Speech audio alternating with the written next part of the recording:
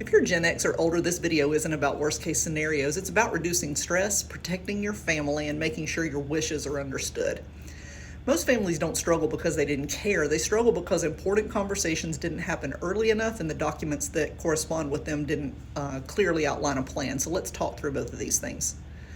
The first is the critical conversations you should be having now with your spouse or partner. And this one's foundational as a conversation because it talks about where you want to live as you age, where your current home is, and does it support your long-term plans? What happens if you can't manage the household by yourself? What is your financial comfort level and your risk tolerance as a couple as you make decisions for your future planning? When these conversations don't happen, families are forced into rushed housing and financial decisions on your behalf, and often under stress, such as during a health event. So clarity here creates stability later. The second conversation needs to be with your adult children, and this one's uncomfortable, but it's very essential. Adult children need to know who you want to make decisions for you when you can't. What are your medical wishes? Where are your key documents stored, and is someone assigned to have authority to those if they need them? What help do you expect from them, and what don't you expect from them? Why this matters is because without clarity, adult children disagree with each other and second guess their decisions, and a lot of times carry a lot of guilt. So clear expectations reduces conflict and emotional burden. The third conversation is with your aging parents if you still have them. So if your parents are living, these conversations matter too.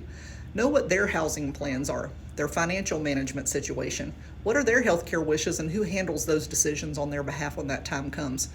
This matters because many Gen X adults are becoming caregivers without warning, and planning reduces stress and preserves those relationships. This is all enacted through several documents, so seek legal advice for your particular situation. But the first one is an updated will. It determines who distributes your assets and has executor responsibilities on your behalf, and make sure they know that. An outdated will creates confusion and delays and can often divide families. The second is a durable power of attorney. This document names someone to handle financial matters if you're incapacitated, and it matters because without it, even spouses can face legal barriers to helping pay your bills. The third is a healthcare power of attorney, and this one names who can make medical decisions for you when you can't. It matters because hospitals can't assume authority even for close family members, and it has to be enacted in a specific way. The fourth is a living will or advance directive, and it outlines your medical care preferences. This matters because it removes uncertainty and emotional strain during a medical crisis. The fifth designation is for beneficiaries, and this applies to your retirement accounts, your life insurance, and your investment accounts. The reason it matters is because they override wills. So outdated beneficiaries on old policies are common and costly, and they create a lot of dissension in your family when it comes to distributing your assets. The next piece is long-term care planning. This is the conversation and planning step most people want to avoid.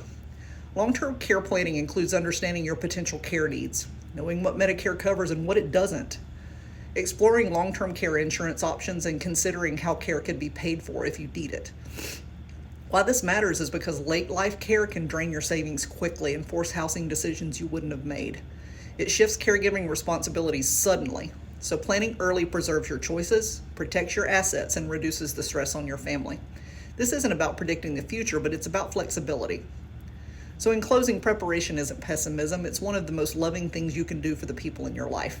If you're Gen X or older, the goal isn't perfection, it's just clarity. So start the conversations, organize the documents, and give your family the gift of knowing what you want.